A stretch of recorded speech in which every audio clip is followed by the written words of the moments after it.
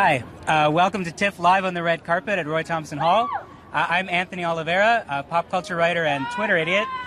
I'm Sarah Hagee, pop culture writer and also a Twitter idiot. So it's night 6 of the festival, and I'm super excited to be here for the premiere of Film Stars Don't Die in Liverpool, featuring Annette Bening playing the iconic Gloria Graham, and yeah. We'd just like to acknowledge, before we get going, the Mississauga New Credit, the Haudenosaunee, and the Huron-Wendat for hosting us on their land tonight and every night. We are live on YouTube, Twitter, Periscope, and Facebook, and we are taking questions, so please comment below, or maybe it's over here, I'm not really sure, but who knows? Wherever you comment there. All right, so tonight we will be talking to Annette Bening, who I mentioned plays Gloria Graham, as well as Jamie Bell, who plays Peter Turner, author of the memoir inspiring this film. And we already have Barbara Broccoli, the producer of this film. She's also the keeper of the keys of the James Bond franchise. She's on the red carpet right behind us here. I think she's headed over. One second. You just step right up here. On my? Yeah, there you go. Hi there. Thank you for joining us. Hi, I'm Barbara. Nice to meet you. My name's Sarah. Hi, Sarah. Hi. I'm Anthony. Nice to meet Anthony. you. Nice to meet you.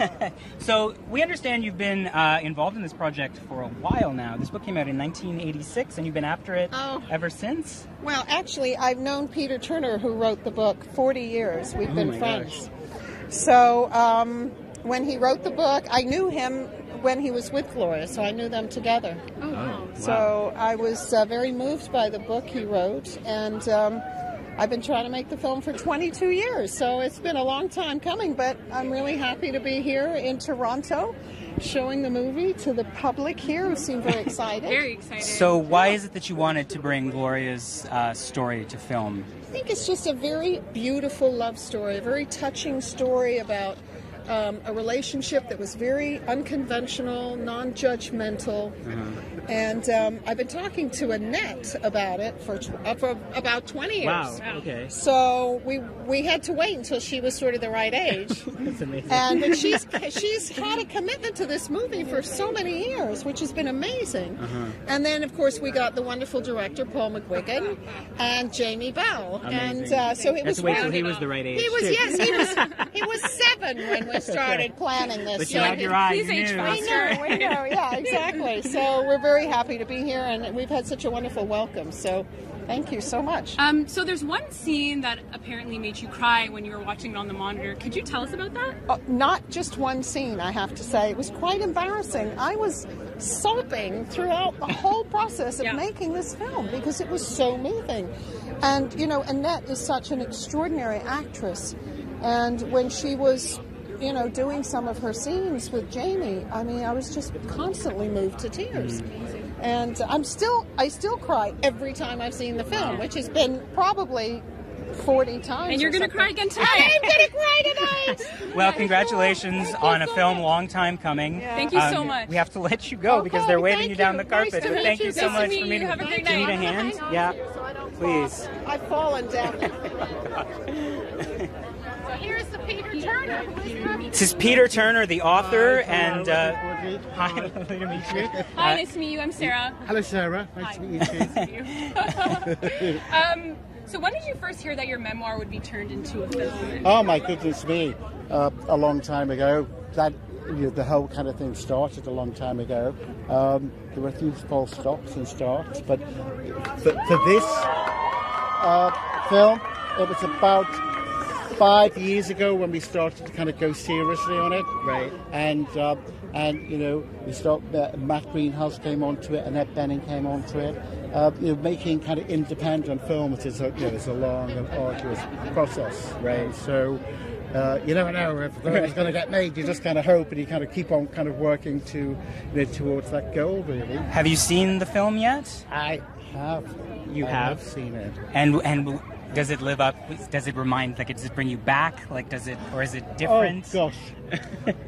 In a kind of way, kind of more so, really, because, you know, it's, with all the kind of a 35-year gap between me writing the story, between kind of, you know, being involved in that kind of wonderful, life-changing relationship, it kind of, you know, it's given another perspective and able me to look at it again and you know, anew almost. I love the film. And what from this film would people learn about Gloria Grahame that maybe they didn't in the memoir or any other kind of work of... Well, first of all, they learned that she was, quite a wonderful woman, very compassionate, very real, very true, who kind of lived her life the way that we should all live our lives, really. And she was, quite misunderstood and maligned along the way. She was a kind of cast as a rebel, and she wasn't. I mean, she was a women libber before women's lib. She was a supporter of gay rights. She was a supporter of human rights, and I think that comes across in the film. Jamie Bell plays you. Was he in touch a lot? Yes. Was he? What was that process like for you? What was it like? Yes. Was he like pulling from you all the time, or was there any contact? Well, we did have contact. We saw each other, and we were kind of with each other, and we hung out with each other. But he is, it's like one of the best things that's ever happened to me. Amazing. To have Jamie Bell play me, I mean, he's a wonderful guy. He's an extraordinary actor, and I think that his performance is going to be a kind of big, kind of changing performance for us all, really. Well, we're told we have to let you go. They're waving you down the carpet, but thank you so much for meeting with us. Sarah. Congratulations on this film finally coming to fruition. Thanks a lot. Bye-bye. Have a good evening. Wow. So that's Peter Turner. He's the author of the memoir that the film is based on, and he is the basis for Jamie Bell's character. We also have Matt Greenhalgh joining us. This is the screenwriter of the film. Greenhalgh? Oh, sorry. Halge, come on up. Sorry about that. That's okay. Canadian, we don't have any idea what we're doing. No one gets it right. So congratulations on the film. Thank you. I've not seen it yet, so... Oh, wow, really? Well, I saw an early cut in April. But I've not seen it on the big screen. I've not heard Elvis's song, so tonight's a big night for me. You're no stranger to adapting existing work, though. Right? No, yeah, especially about northern people in England. So yeah, that's right. You did Nowhere Boy, yes, and you did Control. Do I have that right? Control, yes. So what was different this time? Well, the book was totally heartfelt. It was from Peter, who's written the book. So the other two books were from, either wives or ex-wives. Right. So this book was totally from the heart, and I just connected with it straight away. I got the family that we talked about. And I think someone more famous is Turner.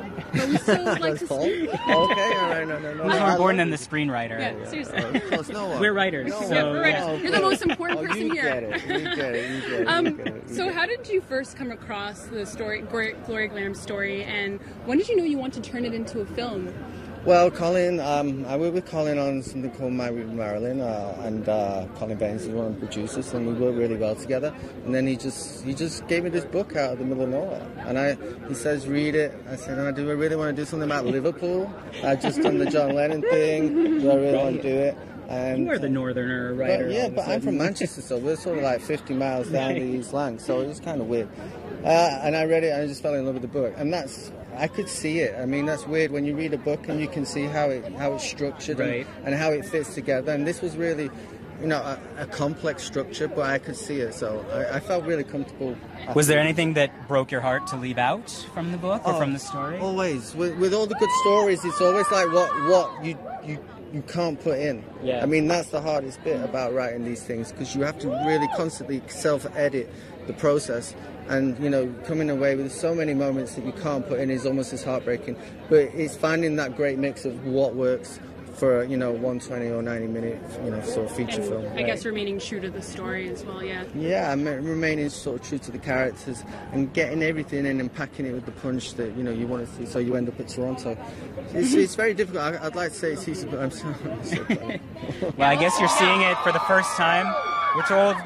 Well, I guess you're seeing it for the first time. We're told they're waving you down the carpet again. But okay. I like to go down it. It's not often I get a chance. Please enjoy the film. Right? I can't believe you're seeing it for the first time. This is your night. Yeah. I prefer it. I like blue, though. Have a good night. Okay, thank you. Take care. Thank you so much.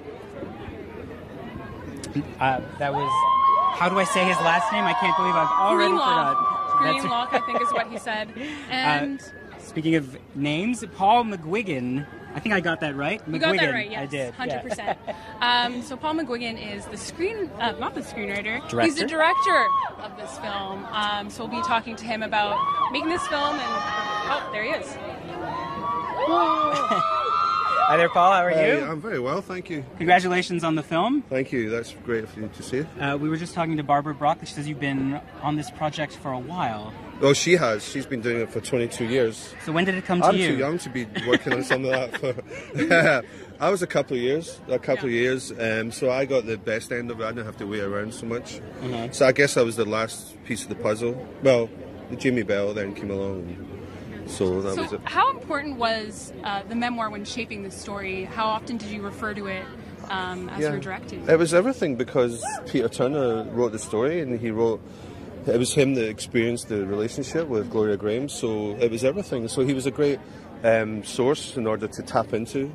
Obviously things that weren't perhaps in the screenplay, we wanted to talk about anyway because it's important for the actors to know everything that happened, and even though the book itself is a very short book, it's not a long book, and then you get a screenplay which is even shorter. So you keep distilling the story until you get the kind of perfume of the love affair, So it was important that we had that book. So what are you hoping? What are you hoping people learn about Gloria Grahame from this film? I just hope that when they leave the movie that they actually Google her name and they go and watch her movies, because her movies are extraordinary and they're so vital even now, And that's what Annette Bening's brought to Gloria Grahame as well. I think she's just arrived. I suspect she may have arrived. I'm wondering, what does this film say about celebrity and the human spirit in 2017 that's relevant for, I guess, a newer audience that's not familiar with Gloria Grahame? Well, I think Gloria is a very modern actress, and even though she was around in the 50s and 60s, her height, it's a very modern actress, and it's very important that a woman of a certain age can seem to be sexual and vital and alive, and that we tell the story of a woman who actually fell in love with a younger boy, and that it was a true love affair, and the audience can be moved by that, and it's by time that the women get their own stories and they get to play these various colours of character, I think it's really important. Do you think the nature of fame has changed for women, for actresses, since Gloria Grahame's age?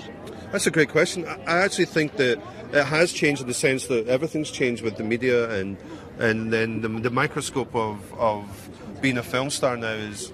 I don't know how these actresses can do it, There's lots of pressure on them. I think the pressure then was a bit of a different pressure. I think the pressure then in Gloria's day was always to be with the studio and do what the studio said, whereas now they're much more independent.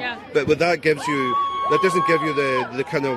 You're not as protected, I guess, as you would have been before, Well, congratulations on the film. Thank you so much. Thank you so much. So nice to meet you. Thank you. Thank you. Have a good evening. As you may be able to tell, Annette Bening and Warren Beatty have arrived. Toronto apparently really loves Annette Bening, and she's here to speak with us.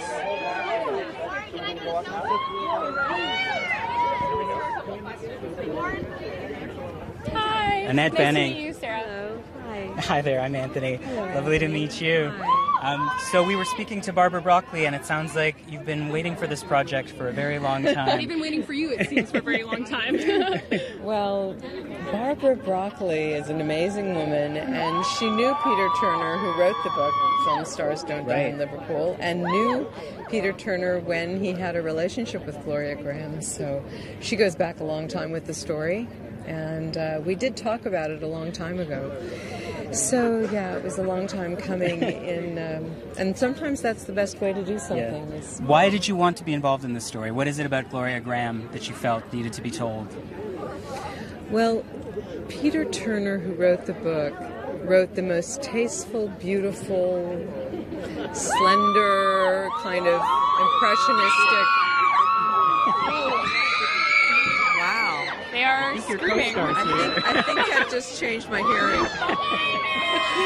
Anyway, it's a great book, and it was really Peter's heart that made it so great. You mentioned that this represents a forgotten story. Why do you think it's important to introduce Gloria Graham to a new audience, I guess?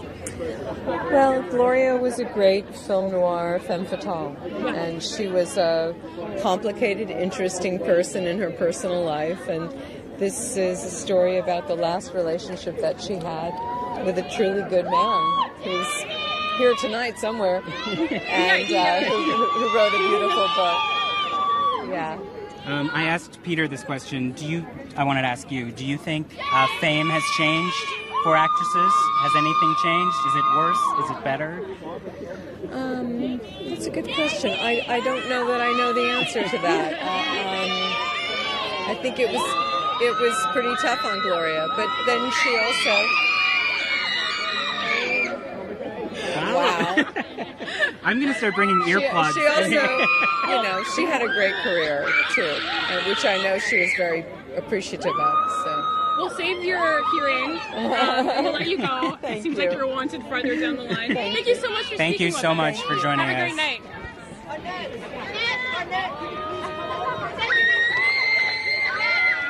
Wow. Oh, wow. Everyone is extremely excited tonight. I've lost track of him. Where is he? Oh, there he is.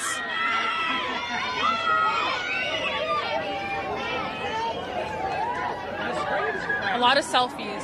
A lot of selfies.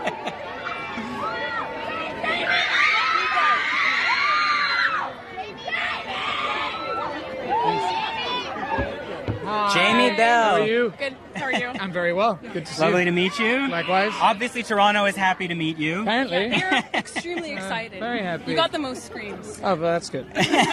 So tell us about working on this film. Tell us about your character. Yeah, I mean, so this film is based on a memoir by this man called Peter Turner, who's the character that I play in the film. We just met. Right? Oh, good. I'm glad you've had the pleasure. He's a lovely guy.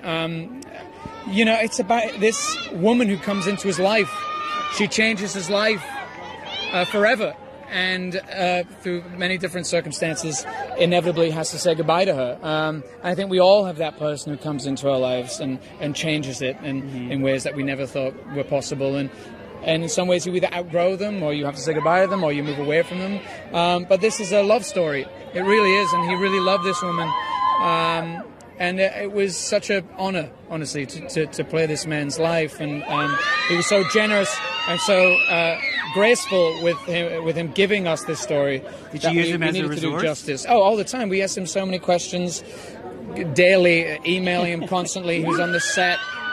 But the biggest gift he gave us was to graciously step back and let us make this movie. And we're very grateful to him. How is it playing someone that still exists? I mean, he's still around. How is it? What kind of difficulties are there to honor his memoir and his experience? It's very nerve-wracking because he's right there, and you want to please him, and you also want to do him justice, and you know that eventually you have to step away from who he is as a human being and create a character. And make no mistake, the two are very different. Yeah.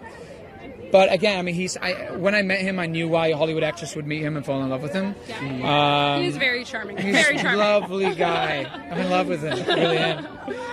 Tell us about working with Annette Bening. Yeah, my representatives, when they sent me the script, said, this is a good opportunity for you to go to work with a master. And I was like, this sounds like a terrible idea. I'm going to be so exposed. But, the biggest thing with this movie, it's a love story. It's all about connection, right? So for us, it was about gaining trust, trusting each other, having each other's backs, and supporting each other. And we also have a great time on set together. So it was a real pleasure, an honor. And what do you think it was about Gloria Graham that drew her to Peter Turner? I don't know. I mean, I think they're just kindred spirits. I really do. He looked beyond so many things. The fact that she was an actress, the fact that she was older than him, the fact that she had lived a tumultuous life. He saw through all that, and he saw her spirit. And that was the connection, and that's why she's probably the most important thing that ever happened to her. It sounds like they're screaming for you right down the line. Yes, I do hear them. But yeah, thank you so much for speaking with us. Thank you so much for joining us. Congratulations on the film. Thank you.